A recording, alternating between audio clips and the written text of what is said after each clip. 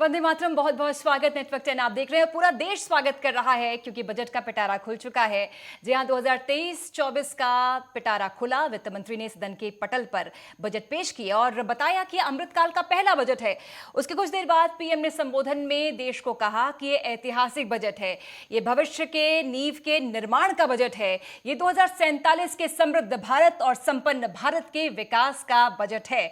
तो कुल मिलाकर आज अपनी इस खास पेशकश में समझने की कोशिश करेंगे कि क्या हासिल हुआ इस बजट से। बजट की प्राथमिकताएं जो कि सरकार लगातार दावा कर रही है कि सर्वांगीण विकास होगा, क्या उस पर यह बजट मोहर लगाता है या नहीं। खास मेहमान हमारे साथ डॉक्टर सौरभ अग्रवाल, अर्थशास्त्री, आरबी उपाध्याय जी, पत्रकार, अक्षांश पंडित जी, किसान नेता हमारे साथ, और संजय जैन जी, व्यापारी नेता, इस समय हमारे साथ स्टूडियो में मौजूद है। आप सभी का बहुत बहुत स्वागत। और सबसे पहले आरबी उपाध्याय जी थोड़ी देर बाद कनेक्ट करेंगे, लेकिन बहुत बेसब्री के साथ किसानों को भी इंतजार था और पूरे देश को इस बात का इंतजार था, क्योंकि किसान तो देश की अर्थव्यवस्था का नींव होते हैं। तो अक्षांश जी, आपके चेहरे पर मुस्कुराहट है, ये बताइए कि सवाल सुनने के बाद मुस्कुराहट है या बजट आने के बाद ये मुस्कुराहट है? आपको क्या हासिल हुआ बजट से? पहले तो बहुत बहुत धन्यवाद आपका करूंगा कि आपने किसानों के बिंदु को बड़े प्रमुखता से उठाया। और मैं इस चीज को कहना चाहूंगा कि यह जो बजट आया है, यह बजट पूर्व के जो पूर्व वर्षों में बजट वित्त मंत्री के द्वारा लाया जाता था, उस स्थिति से आज का बजट तो अच्छा है। लेकिन जितनी ढेर सारी अपेक्षाएं किसानों को थी इस बजट से, उस अपेक्षाओं में तो यह बजट खरा नहीं उतरा। उसका कारण यह है कि यह बजट सामान्य बजट इसलिए नहीं था क्योंकि 2022 का वर्ष, जिसमें विभिन्न प्रकार की सरकार के द्वारा जन कल्याणकारी, किसान कल्याणकारी योजनाओं का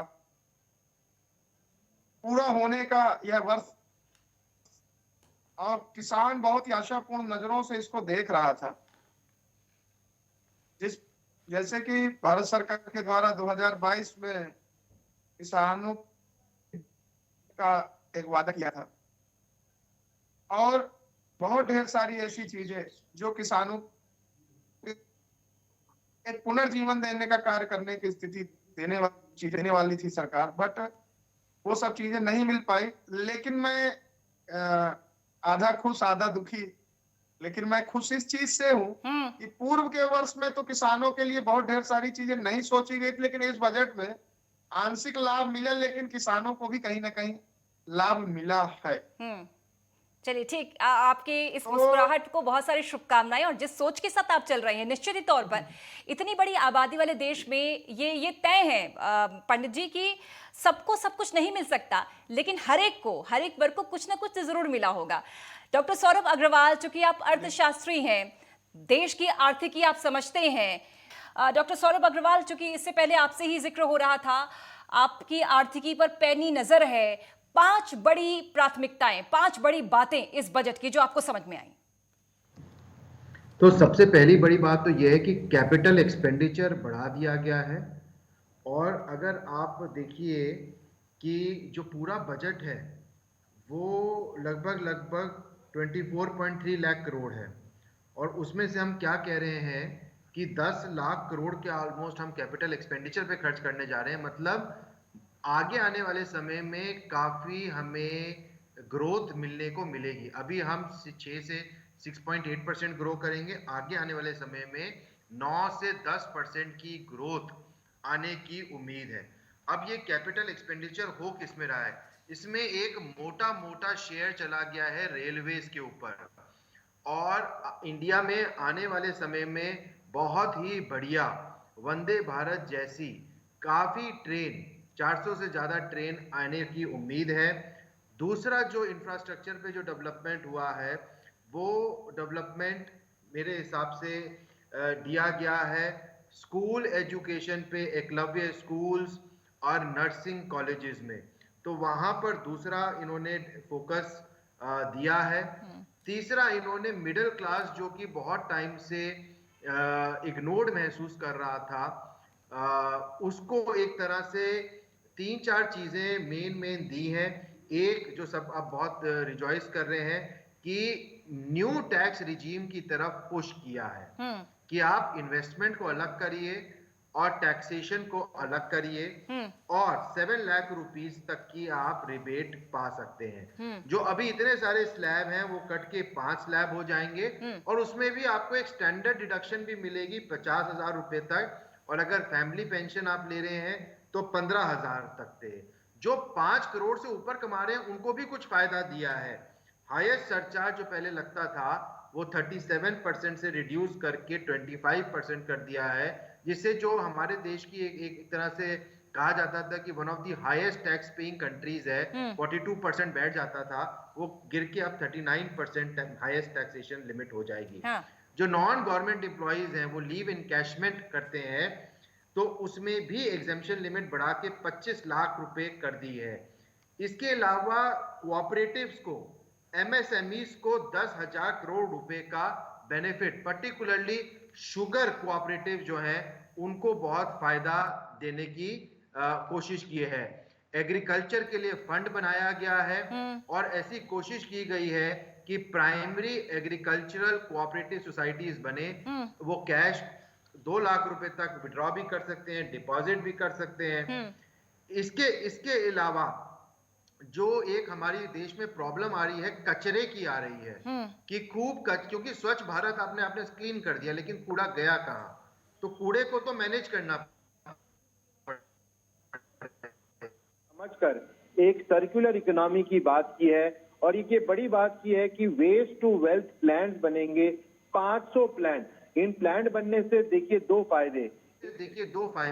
एक तो कूड़ा जो इतना डेवलप हो रहा है डेली बेसिस पर, उसका सॉर्टिंग होगी, उसका यूज होगा और उससे वेल्थ बनेगी। तो मेरे हिसाब से जो हमारा अर्बन एम्प्लॉयमेंट पे फोकस रहा है और मतलब अनएम्प्लॉयमेंट अर्बन एरिया में थोड़ी कम हुई है इकोनॉमिक सर्वे के हिसाब से, अब फोकस रहेगा मेरे बजट में कि रूरल एम्प्लॉयमेंट पे फोकस रहे। इसके अलावा 30 स्किल इंडिया इंटरनेशनल सेंटर्स बनाए जाएंगे। तो मेरे हिसाब से रूरल एरियाज के अंदर जो 75 एस्पिरेशनल डिस्ट्रिक्ट्स हैं या जितने भी डिस्ट्रिक्ट्स को आइडेंटिफाई किया जा रहा है 500 ब्लॉक्स को, तो उनके अंदर क्या स्किल की जरूरत है। देखिए जो दिल्ली में स्किल जरूरत है वो कहीं बिहार में जरूरत नहीं हो सकता। तो बिल्कुल, इसको विस्तार से समझेंगे। अग्रवाल जी, एक कमेंट सबसे ले लूं। उपाध्याय जी भी जुड़ गए हमारे साथ। उपाध्याय जी, बहुत बहुत स्वागत आपका। प्रधानमंत्री बजट को ऐतिहासिक बता रहे हैं, कह रहे हैं अमृतकाल का ये पहला बजट है, ये महाशक्ति भारत को बनाने वाला बजट है, ये सबका साथ सबका विकास परीक्षित करने वाला बजट है। लेकिन उपाध्याय जी जो कि वरिष्ठ पत्रकार है, उनकी नजर में बजट कैसा है? देखिए, जितनी आमदनी होती है उसी के अनुसार खर्चा किया जाता है। आमदनी अठन्नी, खर्चा रुपया, यानी उम्मीद सब कर रहे हैं। किसान भी उम्मीद कर रहा है, मजदूरी उम्मीद कर रहा है, युवा भी उम्मीद कर रहा है, महिलाएं पहले ही महंगाई से बेहाल है, वो भी उम्मीद कर रही हैं कभी सिलेंडर सस्ता हो जाए, डीजल पेट्रोल सस्ता हो जाए, यानी महंगाई पर कुछ अंकुश लगे। लेकिन बात आती है कि भाई जेब में पैसे कहां से आएंगे। जिस तरह से घर का कोई मुखिया होता है, वो घर को चलाता है, तो वो जानता है कि भाई इतना पैसा इस महीने आएगा और इस तरीके से घर में खर्च होगा। तो सरकार की भी अपनी बाध्यताएं होती हैं।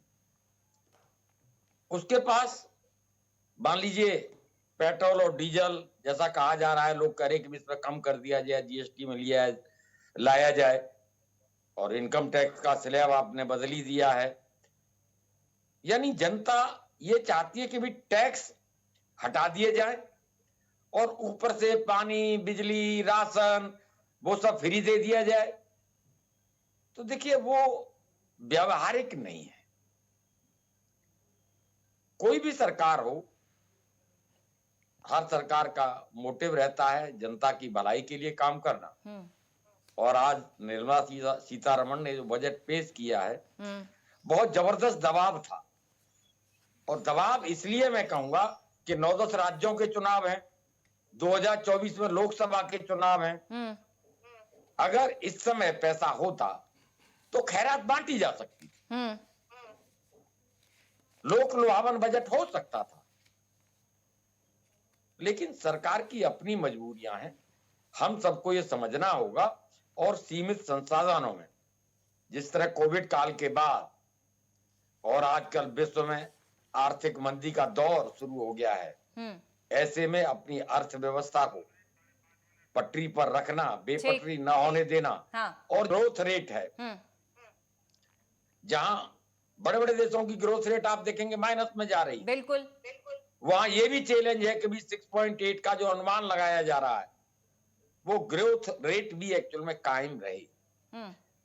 तो सरकार ने पूरी कोशिश की है, लेकिन फिर भी जैसा किसानों का था कि भी एमएसपी का शायद कुछ उम्मीद उनको थी कि भी या तो हमारा जो किसान सम्मान निधि है उसका बजट कुछ बढ़ाया जाएगा, या एमएसपी पर कुछ शायद फैसला आएगा कि भी एमएसपी पे कोई एक मैकेनिज्म डेवलप हो।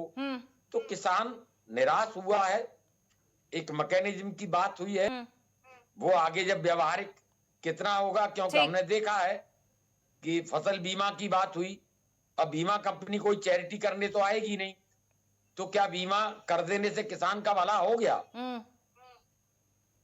वो कंपनी उसमें भी कम आ गई, यानी किसान पहले ही बदहाल है, बेहाल है, और वो कंपनी ने 500 करोड़ किसानों से लिया और 100 करोड़ बांटा। ये बता दीजिए उपाध्याय जी, आपकी नजर में 10 में से कितने नंबर इस बजट को आप दे रहे हैं? देखिए, 10 में से कोई भी बजट अपने आप में पूर्ण नहीं होता, मैं 8 नंबर देता। ठीक। संजय जैन जी भी हमारे साथ, जो कि यूपी उद्योग व्यापार मंडल महानगर नोएडा के अध्यक्ष भी हैं, व्यापारी नेता भी हैं। संजय जी, एक बार फिर से आपका स्वागत है। ये बताइए कि आप लोग इस बजट का स्वागत कर रहे हैं या नहीं कर रहे हैं? ऐसे कौन से बिंदु जिससे व्यापारी जो है वो खुश हैं, संतुष्ट है, और ऐसे कौन से बिंदु जो उम्मीद तो आप कर रहे थे लेकिन वो पूरी नहीं हुई बजट में? देखिए, बजट अपने आप में एक संपूर्ण बजट है, इसमें कोई दो राय नहीं है, और कुछ प्लस पॉइंट्स भी हैं, कुछ माइनस पॉइंट्स भी हैं। जैसे कि अभी एक वक्ता कह रहे थे कि कैपिटल एक्सपेंडिचर पे 10 लाख करोड़ रुपए की बात कर रहे हैं, तो वो कहीं ना कहीं एमएसएमई को उसका फ़ायदा मिलेगा। Technology, research base, skill development और सेंटर्स आ रहे हैं, तो कहीं ना कहीं नई अपॉर्चुनिटीज़ पैदा होती हैं। जब हम बात करते हैं स्मार्ट फार्मिंग की, स्मार्ट स्टार्टअप्स हैं, डिजिटल फार्मिंग है, उसमें भी कहीं ना कहीं अपॉर्चुनिटीज़ निकलती हैं, इसमें कोई दो राय नहीं है। डिजिटल इकोनॉमी को हम बढ़ावा दे रहे हैं, तो कुछ ना कुछ नई अपॉर्चुनिटीज़ भी निकलेंगी। उसके अलावा एक बात ये भी रही कि जो टैक्स की बात आई, हमारे माननीय वित्त मंत्री जी ने बात कही कि वो रिसीट बेसिस पे रहेगा इंस्टेड ऑफ इनवॉइस बेसिस। ये बड़ा फ़र्क डालता है। ये बात भी तय है, एमएसएमई कोई बहुत अच्छी सिचुएशन में नहीं है। पेंडेमिक और कोविड के इस 2 साल के दौरान में रिसेंटली रिपोर्ट्स थी कि जो बैड डेट्स हैं या डेट्स बढ़ा है एमएसएमई के बाद 30%। तो उम्मीद हम ज़रूर करते थे, और अपॉर्चुनिटीज़ भी हैं। हाँ, मैं टैक्स स्ट्रक्चर को लेकर बात करूँगा। जो डायरेक्ट टैक्स स्ट्रक्चर है उससे हम सब प्रभावित हैं, खाली एमएसएमई ही नहीं है। जो पुराना टैक्स स्ट्रक्चर था उसमें सबसे इम्पोर्टेंट बात होती थी, हमें छूट मिलती थी एटीसी की या अलग अलग तरीके की, और भी इंटरेस्ट ऑन हाउसिंग लोन हैं, तो उसको कहीं छेड़छाड़ नहीं करी। वहाँ मेरी उम्मीद बहुत थी कि 8 साल से कोई चेंज नहीं है। एक मिडिल क्लास के लिए बहुत मायने रखता है, क्योंकि लॉन्ग टर्म प्लानिंग रहती है। जब हम इंटरेस्ट ऑन हाउसिंग स्कीम की बात करें, एटीसी की बात करें, चाहे वो इंश्योरेंस है, पीपीएफ है, ये सारी चीज़ें लॉन्ग टर्म प्लानिंग होती है, तो इसको बिल्कुल नज़रअंदाज किया है और नए टैक्स स्ट्रक्चर के अंदर में ले जाने की कोशिश है। बाय डिफ़ॉल्ट कर दिया है उन्होंने, तो अब ये थोड़ा सा देखना पड़ेगा इसका क्या इम्पैक्ट आता है। बट हाँ, रिन्यूएबल एनर्जी को लेकर बात करते हैं तो डेफिनेटली नई अपॉर्चुनिटीज़ पैदा होगी। मेडिकल इक्विपमेंट की ट्रेनिंग की बात करते हैं तो कहीं ना कहीं उस इंडस्ट्री को भी फ़ायदा रहेगा। और महिला सशक्तिकरण को लेकर बात करता हूं तो खाली रूरल नहीं, मेरी एक्सपेक्टेशन अर्बन एरियाज़ में भी थी। आज काफ़ी महिलाएं ऐसी हैं जो छोटे छोटे सेटअप लगा रही हैं या बढ़ा रही हैं, तो उनको इनकरेजमेंट मिलना बहुत इम्पोर्टेंट था। बाकी ओवरऑल मैं बैलेंस कहूँ या मैं कहूँगा प्लस मायने मैं लेकर चलूँगा इसको। हमारे लिए अपॉर्चुनिटीज़ मुझे दिखती हैं इसके अंदर। क्योंकि आपने एमएसएमई का जिक्र किया तो सरकार ये कह रही है कि ऋण गारंटी होगी उन एमएसएमई के लिए जो कि महामारी से प्रभावित है, और ओडीओपी के लिए यूनिटी मॉल का भी प्रावधान इस बजट में। इस पे जानेंगे आपसे, आपके विचार क्या है। तो बजट का पिटारा समझने की हम कोशिश कर रहे हैं। क्या ये मोदी सरकार 2.0 का मास्टर स्ट्रोक है? क्या सुधारों में सख्ती है या फिर सियासी दांवपेच है? क्योंकि हम कैसे भूल सकते हैं कि इसी साल 9 राज्यों में इलेक्शन हैं और अगले साल मिशन 2024 की तैयारी में सरकार जुटी हुई है। तो क्या इस बजट का कोई फायदा मिलेगा या नहीं, ये भी समझने की कोशिश करेंगे। अक्षांश पंडित हमारे साथ है, संजय जैन जी हमारे साथ है, आरपी उपाध्याय जी, डॉक्टर सौरभ अग्रवाल। आप चारों मेहमानों का एक बार फिर से बहुत बहुत स्वागत है। और देश स्वागत कर रहा है बजट का। कुछ नाराजगी भी जाहिर है, कुछ लोग संतोष जाहिर कर रहे हैं, कुछ लोग असंतुष्ट भी हैं। लेकिन अक्षांश पंडित जी, हमें याद है कि पहले जब बजट पेश हुआ था तो सरकार कह रही थी कि किसानों की जो आमदनी है वो दुगनी करने का लक्ष्य लेकर अब आगे बढ़ रहे हैं। लेकिन इस बार जब बजट पेश किया वित्त मंत्री ने, तो उन्होंने किसानों का तो नहीं, लेकिन उन्होंने कहा कि प्रति व्यक्ति आय जो है वो दोगुनी रफ्तार से वो दुगनी हो चुकी है प्रति व्यक्ति की। ऐसे में क्या आपको लग रहा है किसानों को कुछ खास फोकस में नहीं लिया गया? हालांकि जिक्र किया गया है कि 20 लाख करोड़ रुपए जो सुनिश्चित किए गए हैं आपके कृषि ऋण की गारंटी के लिए, स्टार्टअप्स के लिए कृषि फंड का मद भी उसमें इस्तेमाल होगा, हरित ऋण कार्यक्रम की शुरुआत होगी, प्राकृतिक खेती पर भी फोकस है सरकार का। लेकिन दो चीजें जो सिर्फ किसान ही नहीं बल्कि पूरा देश जानना चाहता था किसानों के लिए, क्या एमएसपी का कोई जिक्र होगा और क्या किसान सम्मान निधि में इजाफा होगा? क्या आप लोगों को भी इन दो बातों का खास इंतजार था? अब मैं आपसे एक रिक्वेस्ट करना चाहूंगा, आपने बड़ा महत्वपूर्ण विषय उठाया, अब इसको पूरा हो जाने दीजिएगा, बीच में इसको कट मत करिएगा।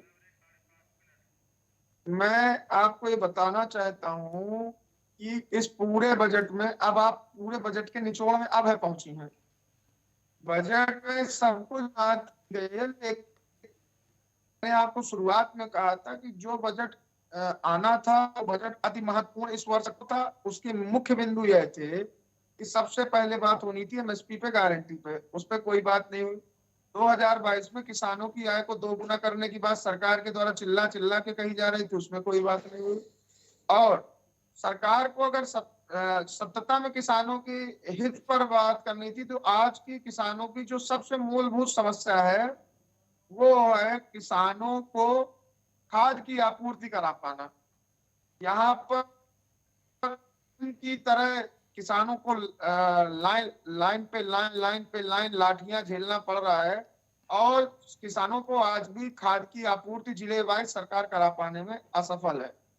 सरकार का जो तंत्र है वो किसानों को इतना ज्यादा परेशान कर रहा है कि आज भी किसान अपनी आवश्यकता अनुसार जो भी खाद है, खाद को अगर किसी किसान को 10 बोरी खाद चाहिए तो वो मिल पा रही है 5 बोरी, वो भी लाठी डंडों लाइन और लंबा समय बर्बाद करने के बाद। और बहुत ढेर सारी ऐसी योजनाएं थी जिनको आंकड़ों पे नहीं जमीन पे चाहिए थी, जिनकी व्यवस्था, उनकी व्यवस्था के लिए कोई भी विशेष मैनेजमेंट नहीं बन पाया है।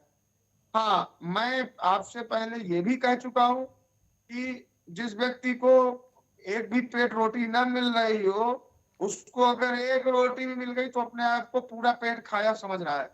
क्योंकि इसके पूर्व में तो सरकार की तरफ से किसानों के लिए बहुत ढेर सारा चीज नहीं सोचा जाता था, लेकिन इस बार के बजट में किसानों के लिए भी कुछ सोचा गया है।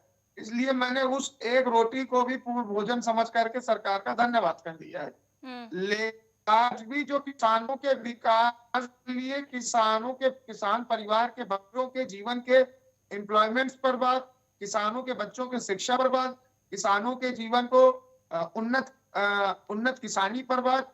अभी आपने जैसे प्राकृतिक कृषि पर बात की, वो प्राकृतिक कृषि किसान क्यों करे, उसके लिए एक अवेयरनेस कोर्सेस प्लान करने की आवश्यकता थी।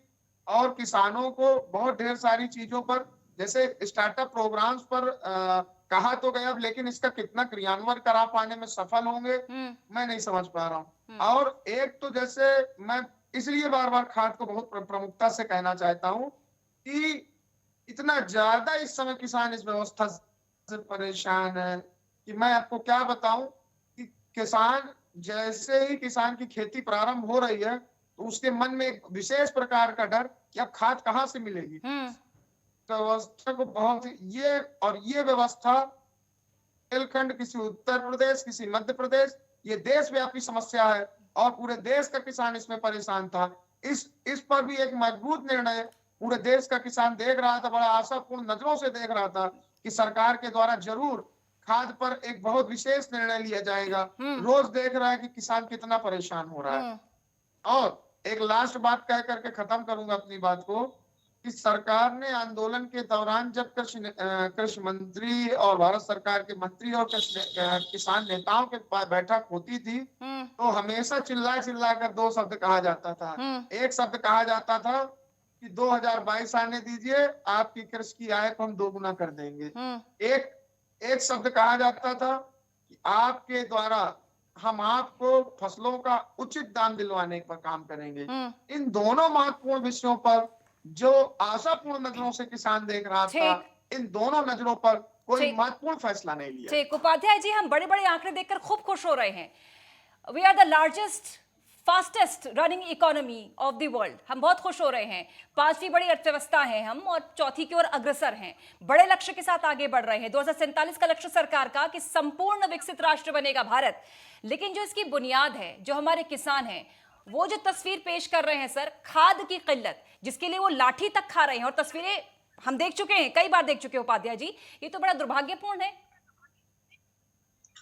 बाकी में ठीक कहा पूजा, ये बड़ा दुर्भाग्यपूर्ण है कि हम बजट भी ला रहे हैं, देश बनाने की बात कर रहे हैं, सशक्त राष्ट्र बनाने की बात कर रहे हैं। ये सब बेमानी होगा और किसान सशक्त नहीं होगा, गांव का विकास नहीं होगा, किसान मजबूत नहीं होगा, तब तक ये सब लक्ष्य बेमानी हो जाएंगे। विकास का पैरामीटर वो नहीं है कि चंद पूंजीपतियों का विकास हो जाए उसे हम विकास कह रहे हैं।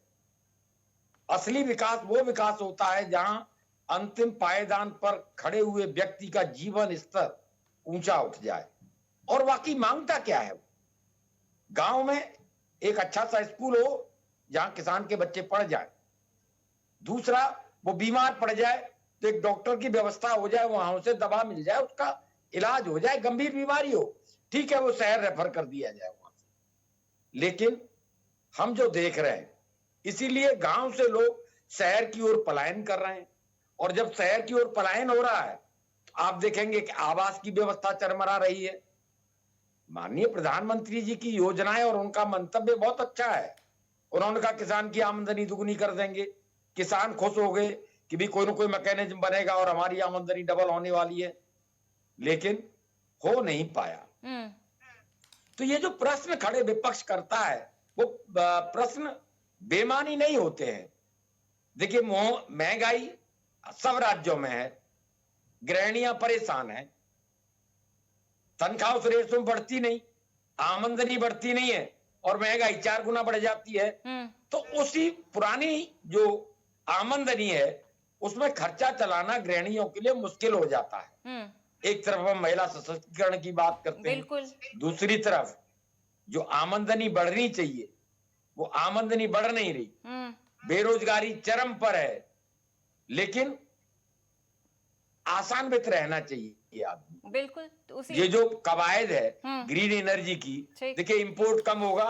जैसे जैसे आपने देखा होगा टू व्हीलर सब बैटरी पर चलने लगे हैं, पेट्रोल और डीजल पर बहुत बड़ा हमारा खर्च होता है आयात पर। आयात कम हो जाएगा, निर्यात बढ़ेगा, पैसा आएगा, तो उम्मीद की जाती है कि सारी व्यवस्थाएं दुरुस्त होंगी। किसान जो चाहता है, किसान भी समृद्ध होगा। लेकिन वही सरकार अगर कुछ करना चाहती है तो किसान यूनियन कहती है कि नहीं, ये बिल बेकार है। अरे भाई, पूंजी निवेश अगर कृषि में नहीं होगा, भी व्यापारी बैठे हैं, व्यापार में अगर कोई निवेश ही नहीं करेगा तो मुझे बता दें वो व्यापार कैसे फलेगा फूलेगा? जहां दुनिया पैसे के लिए भाग रही है, निवेश की बात कर रही है, अर्थशास्त्री बैठे हम, निवेश के लिए राज्य मेहनत कर रहा है, देश मेहनत कर रहे हैं, राष्ट्राध्यक्ष मेहनत कर रहे हैं, लेकिन वही किसान निवेश से दूर किया जा रहा है। इसलिए उसका बाजी मूल्य मिलेगा कहां से? ठीक भाई, टमाटर ज्यादा हो गया, फेंकना पड़ता है, फूड प्रोसेसिंग यूनिट नहीं है कि हम उसे प्रेजर्व करके रख लें। और फूड प्रोसेसिंग यूनिट लगाएगा कौन? व्यापारी लगाएगा, बड़ा पूंजीपति लगाएगा। उसको आप आने नहीं देंगे, आप कहते हैं कि नहीं हमारी जमीन छीन लेगा ये। ठीक, अगर ये निवेश करेगा तो यहाँ अगर यही हालात मान लो व्यापारी भी कहने लगे कि मेरा व्यापार खत्म हो जाएगा निवेश होने से, तो निवेश बंद हो जाएगा। तो कृषि में निवेश नहीं हुआ है, कृषि में निवेश की जरूरत है। हाँ, अक्षरांश पंडित जी इसका जवाब देने के लिए शायद आपने हाथ खड़ा किया है, लेकिन पहले डॉक्टर अग्रवाल आपके पास आते हुए, ये बहुत महत्वपूर्ण है, जब आप एक सशक्त और संपन्न राष्ट्र की बात करते हैं तो उसमें राज के साथ, शासन के साथ जनता की भागीदारी भी सुनिश्चित होनी चाहिए। नहीं, बिल्कुल भागीदारी होनी चाहिए। इसलिए सरकार अपनी क्षमता से बढ़कर देश के लिए प्लान कर रही है। जब आप देखिए फिस्कल डेफिसिट 6.4% पहुंच गया है जीडीपी का। अभी मैं सुन रहा था फर्टिलाइजर पे बात हो रही है। जब देश में ये बात हो गई कि डायरेक्ट बेनिफिट ट्रांसफर दिया जाएगा, सीधे सीधे किसानों को कैश दिया जाएगा, तो उस पैसे को भी यूज करें जो उनको किस चीज के लिए करना है। दूसरा, फोकस ऑर्गेनिक फार्मिंग की तरफ भी जा रहा है। हमारे देश में श्रीलंका की तरह उसको डायरेक्टली नहीं कह रहे, लेकिन पद्मश्री मिला अभी एक जने को कि उन्होंने ऑर्गेनिक फार्मिंग करी। अगर आप सरकार को देखिए, सरकार ऑलरेडी टोटल उसका जो टैक्स रेवेन्यू आता है टोटल 24.3 लाख करोड़ है, जिसमें से डायरेक्ट टैक्स रेवेन्यू है 29 लाख करोड़ और 27.2 लाख करोड़ की बोरोइंग है, मतलब उधार ले रही है। जितना टैक्स आ रहा है, जितनी टोटल कमाई है, उससे कहीं ज्यादा उधार ले रही है और फिर उधार लेके वो एक रोटी दे रही है। किसानों को एमएसपी का 1.5 गुना दे रही है। उसके अलावा उनको डायरेक्ट बेनिफिट ट्रांसफर दे रही है। उसके अलावा जनधन अकाउंट दे रही है, जिसके अंदर बहुत बड़ी मतलब 47 लाख के आसपास जनधन अकाउंट खुले हैं। तो मेरे हिसाब से ये उसके अलावा 20 लाख करोड़ का agricultural credit, animal husbandry, dairy, fishery, और जैसे जैसे आप देखेंगे इलेक्शन आएंगे, आप ये भी देखेंगे कुछ ना कुछ स्टेट्स में ये वेव ऑफ भी किया जाएगा, जबकि ये बैड इकोनॉमिक्स है, लेकिन ये भी की जाएगी। तो मेरे हिसाब से सरकार का तो कलेजा उन्होंने अपना रख दिया है किसानों के लिए और आर्मी मैन के लिए। हाँ। और इस बार जो मिडिल क्लास भी कहती थी कि हमें इग्नोर किया जाता है क्योंकि आगे आने में 1 साल में इलेक्शन भी है, तो उनको भी ध्यान में रखा गया है। इसके अलावा मेरे हिसाब से टीचर ट्रेनिंग, देश में टीचर्स की क्वालिटी पे फोकस होना बहुत जरूरी है। इसलिए district institute of education and training, E courts की बात की गई। कोर्ट में कोई व्यक्ति आज की डेट में इंडिया में परेशान है, कोर्ट में जाके समय बर्बाद होता है। आप ई कोर्ट, आपका वकील वहां कोर्ट में जो करना है करेगा, आप अपने घर से बैठ के ई कोर्ट करिए। टूरिज्म को एम्प्लॉयमेंट की जनरेशन के लिए अपना देश देखो। हम लोग करोड़ों रुपए खर्च कर देते हैं विदेशों में पढ़ने के लिए, विदेशों को घूमने के लिए, लेकिन अपने देश में इतनी सुंदर सुंदर जगहें हैं। मैं तो कल भारत पर्व देख के आया हूँ लाल किले पे, रेड फोर्ट पे, लाल किले पे इतनी सुंदर सुंदर उन्होंने एग्जीबिशन लगा रखी थी कि अपना अपना देश देखिए। इसके बारे में पहली बार एक बजट में बोला गया है, अपना देश देखो, अपील की गई है लोगों से, तभी हमारे पास पैसा आएगा। बिल्कुल। फिर पिछले बजट में आपने बात की 1 डिस्ट्रिक्ट 1 प्रोडक्ट, जीआई प्रोडक्ट्स, लेकिन इनको कोई खरीद ही नहीं रहा। मैं कल वहां भी देख रहा था, हैंडीक्राफ्ट क्योंकि इतने महंगे हैं उनको लोग नहीं खरीद पाते। 8,000 9,000 रुपए की एक साड़ी है। तो मेरे हिसाब से जब तक एक यूनिटी मॉल और इसको एक लार्ज स्केल पे नहीं डेवलप किया जाएगा, इकोनॉमीज ऑफ स्केल नहीं आएंगी।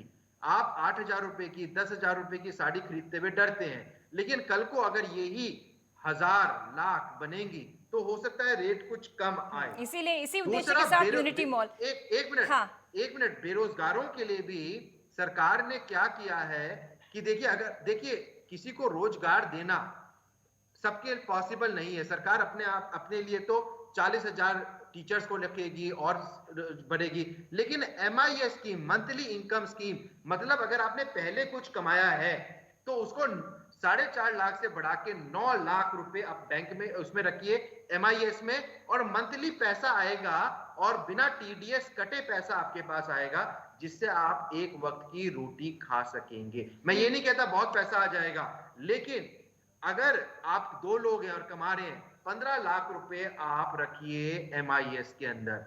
इसके अलावा महिला सम्मान के लिए 2 लाख रुपए उन्होंने कहा है कि 2 लाख रुपए रखिए, उस पर हम 7.5% आपको देंगे। तो महिलाओं के सम्मान के बारे में सोचा गया है, जो बेरोजगार है वो MIS के थ्रू उनके सम्मान का सोचा गया है, और सीनियर सिटीजन को 15 लाख रुपए से 30 लाख बढ़ा के ठीक। सीनियर सिटीजन के सम्मान के लिए सोचा गया है। चलिए, आप कह रहे हैं कि सबके बारे में सोचा और यही दावा सरकार का कि सर्वांगीण विकास के उद्देश्य के साथ इस बजट को रखा गया है।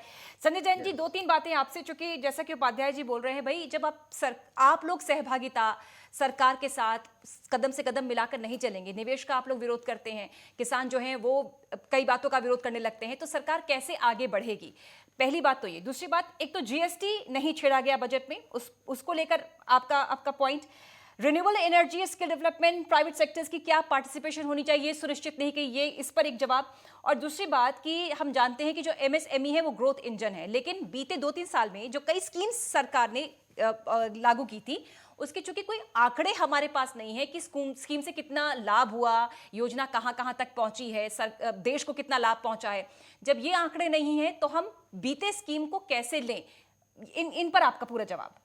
देखिए, एमएसएमई की बात हम कर रहे हैं तो पीछे जो स्कीम्स सरकार ने दी, सपोर्ट तो बहुत मिली है, बट उसके बावजूद अभी एमएसएमई उस ग्रीन सिचुएशन में नहीं आया है। डेट अभी भी बढ़ रहा है और उसके लिए बहुत ज़रूरी है। और जहाँ तक मैं समझता हूँ, जैसे अभी उपाध्याय जी भी कह रहे थे कि फूड प्रोसेसिंग इंडस्ट्री वगैरह की बात करी उन्होंने, मैं उनकी इस बात से बिल्कुल सहमत हूँ। रूरल एरियाज़ में भी नए इंडस्ट्रियल सेक्टर्स की ग्रोथ होनी चाहिए, वहाँ पर इंफ्रास्ट्रक्चर डेवलप हो। जब 10 लाख करोड़ रुपए की बात की जा रही है इंफ्रास्ट्रक्चर पे एक्सपेंडिचर, तो मैं बहुत आशावादी हूँ। एमएसएमई हमेशा से एक आशावादी सेक्टर रहा है, ग्रोथ इंजन भी है। तो उम्मीद करता हूं कि आने वाले टाइम में इंफ्रास्ट्रक्चर बहुत स्ट्रांग होगा और रूरल एरियाज़ में हम यूनिट्स लगा सकेंगे, हमें वो इंफ्रास्ट्रक्चर मिल सकेगा, लेबर वहाँ हमें मिल सकेगी, बिजली हमें मिल सकेगी, सड़क है या अपना लॉजिस्टिक्स की बात कर रहे हैं वो मिल सकेगा। और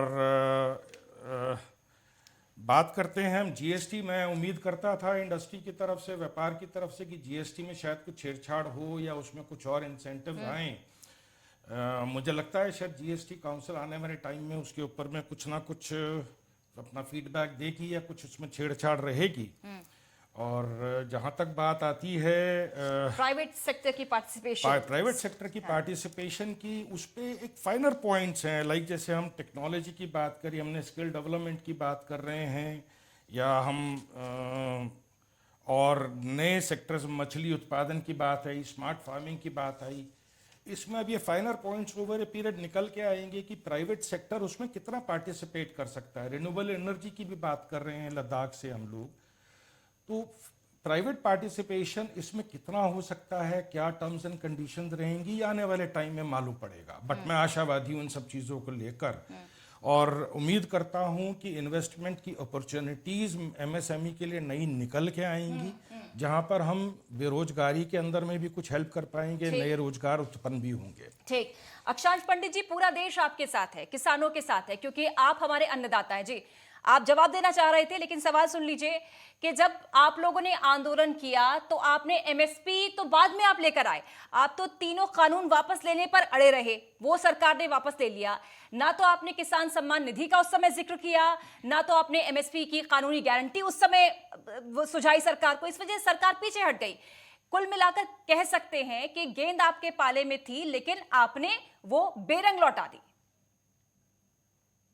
आपको बताना चाहूँ, शायद थोड़ी सी आपने आधी बात सही, लेकिन आप एमएसपी पे गारंटी पर शुरू से लेकर आंदोलन का जिस दिन प्रथम दिन से लेकर के आखिरी जिस दिन आंदोलन समाप्त भी हो रहा था, नहीं लगातार एमएसपी की गारंटी बाद में आई सर। आप तो सिर्फ तीन कानून वापस लेने पर अड़े हुए। नहीं मैडम, 3 काले कानूनों के साथ साथ एमएसपी की गारंटी पर भी लगातार चर्चा चल रही थी। दूसरी बात, जिस दिन आंदोलन समाप्त हुआ है उस दिन मैं लगातार 10 चैनल्स की डिबेट में था, और हम संयुक्त किसान मोर्चा ने स्पष्ट तौर पर इसको क्लियर कर दिया था कि आप इस चीज को समझ लीजिए कि ये आंदोलन की वापसी तो हो रही है, लेकिन सरकार ने अगर एमएसपी की गारंटी वाला विषय, जो कि वार्ता के दौरान सरकार ने स्पष्ट कर दिया था कि एमएसपी की गारंटी पर भी सरकार के द्वारा अपना पक्ष रखा जाएगा और एमएसपी की गारंटी दी जाएगी, इस विषय पर भी सरकार ने आश्वस्त किया था। तो संयुक्त किसान मोर्चे ने इसके एवज में यह भी कहा था कि अगर सरकार किसी कारणवश एमएसपी की गारंटी पर बात नहीं करेगी तो इस चीज को ठीक, चलिए माफी के साथ आंदोलन रोकना पुनः चाहूंगी प्रारंभ क्योंकि किया समय जाएगा। इतना ही है। कुल मिलाकर ये बता दीजिए कि इस बजट को किसान वर्ग कितना कितना मानेगा, कितना नंबर देगा 10 में से? नहीं, 10 में अगर किसानों पर संवर्धन पर बात की जाए तो यह 10 पे 5 नंबर ही दिया जा सकता है। इससे अधिक ठीक, किसानों के ठीक। पक्ष में संजय जैन जी, व्यापारी नहीं वर्ग कह को कैसा भाया ये बजट? 10 में से कितने अंक? मैं 8 नंबर दूंगा और इसमें कुछ पॉइंट्स मैं जोड़ना सर चाहूंगा। माफी के साथ, समय कम है सर। बहुत बहुत ठीक। शुक्रिया आप सबका जुड़ने के लिए। डॉक्टर सौरभ अग्रवाल, आरपी उपाध्याय जी बहुत शुक्रिया, अक्षांश पंडित जी, संजय जैन जी बहुत बहुत धन्यवाद जुड़ने के लिए। तो अमृतकाल का बजट आज पेश हो गया। पूरे देश की निगाहें थी। कुछ चीजें महंगी हुई हैं, सस्ती हुई हैं, नई कर नीति लागू हुई है। सरकार का कहना है, पीएम ने इसे ऐतिहासिक करार दिया और कहा है कि 2047 के सशक्त और संपन्न भारत की नींव रखने वाला ये बजट है।